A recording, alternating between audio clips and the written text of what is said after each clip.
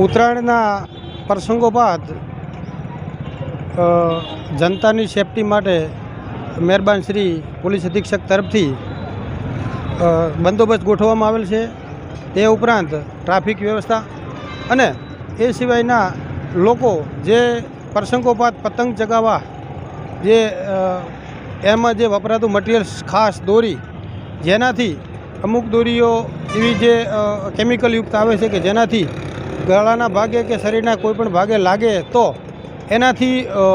માનવ જાતને તકલીફ થાય એવું બની શકે છે। જેની સેફટી અનુસંધાને અત્યારે અમારા જિલ્લા પોલીસ પરિવાર તરફથી સેફટી બેલ્ટ જે ગળાના ભાગે લગાવવામાં આવેલ છે કે જેનાથી